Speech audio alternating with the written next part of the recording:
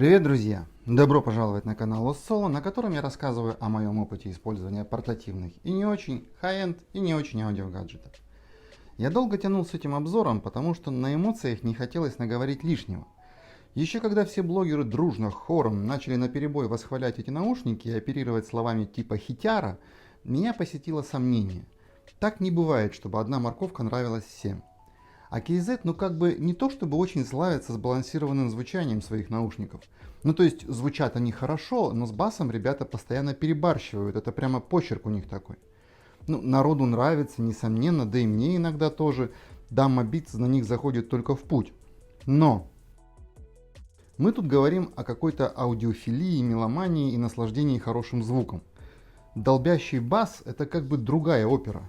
Поэтому, когда все дружно заговорили в превосходных степенях, я насторожился. Но по порядку, как всегда.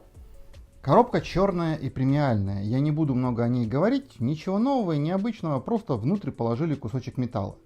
Смысл я не постиг. Видимо, подразумевается, что коробка будет стоять в стеклянной пирамиде с чарующей подсветкой, и табличка будет напоминать о том дне, когда покупатель принял решение купить эти наушники. В поставке, как обычно, амбушюры KZ неплохие, иногда использую их даже с другими наушниками. В данном случае, перебрав несколько вариантов, остановился на стоковых. Кабель на выброс традиционно. Все.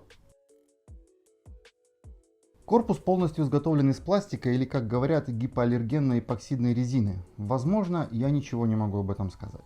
С дизайном вообще заморачиваться не стали, новую нарезку на фейсплейте сделали, и на этом все. В ушах у меня KZ ZAX сидят не очень хорошо. Наушники весьма крупные, с довольно длинным звуководом, в итоге в ушах они держатся исключительно за счет амбушюр.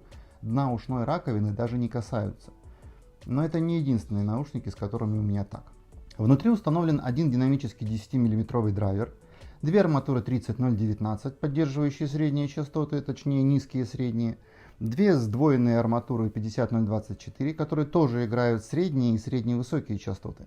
Здесь использованы, по словам производителя, для создания широкой сцены. И одна старая знакомая 30095 для высоких частот, причем она засунута в звуковод. То есть понятно, что из относительно непривычных голосов тут только один тип арматуры, остальное всем хорошо и давно знакомо, и все упрется в тюнинг. И вот я подключаю KZ ZAX к плееру, нахожу тот самый трек Elfie от Kanka, включаю и жду невероятную комбинацию мелодии, баса и широкой сцены. Сначала звучит середина и верх, хорошо звучит, без сцены, ясное дело, пищалка же в звуководе, но вот виолончель же как-то должна быть пошире, верно? Должна, но не в этом случае. Потом вступают ударные, и сразу приходит настороженность, какие-то негулкие и много их. А мы помним, что Kanka играет даб. Там баса много, и его контролировать сложно. Ну, бас и вступает. И вот тут я понял, что значит слово промо-акция в пресс-релизах KZ. Бас появился, все исчезло. Остался только бас. Не глухой, не ватный, без бубнижа, но только бас. Все остальное потерялось. Бум! И все. Я люблю бас, мне нравится, но иногда очень хочется послушать что-то еще, кроме баса.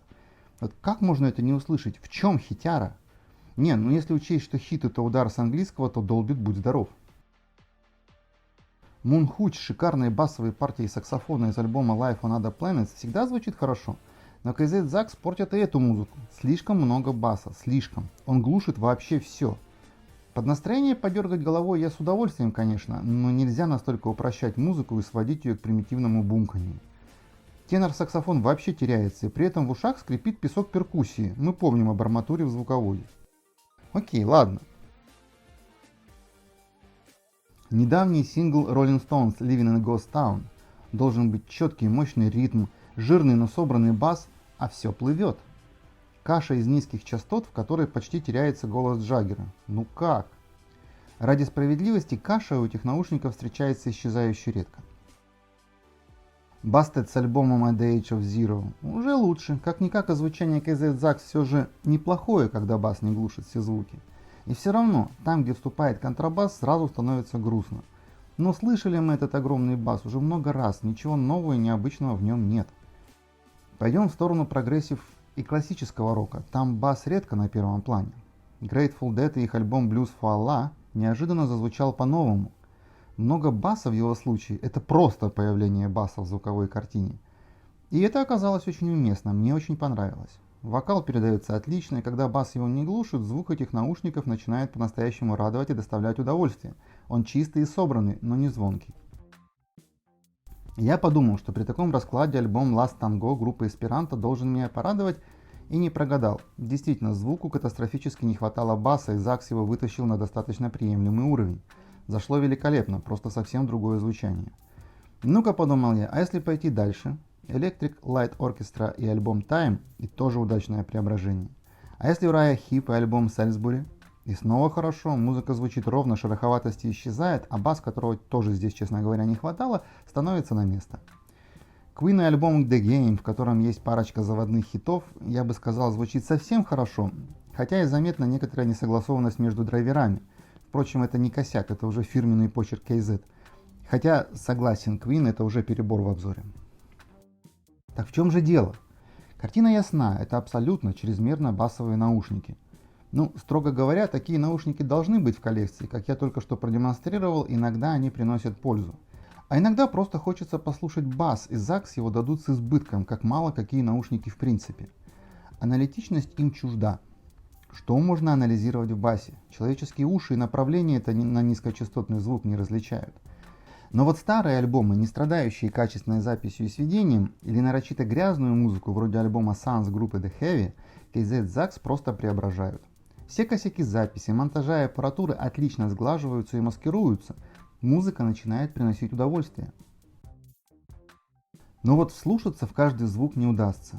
И еще, KZ Zakks при всем этом не музыкальные, они довольно грубые и напористые. Я не могу их слушать долго, быстро устаю. Со стационарным усилителем они звучат заметно лучше, чем с плеером. Усилителю хватает силы их контролировать, ну а кассетный плеер звучит средненько. С одной стороны шумы маскируются, а с другой совсем не хватает диапазона вверх от среднего. Что ж, любимыми KZ Zakks у меня не станут, но место свое найдут, видимо, хотя и оказались достаточно сильным разочарованием.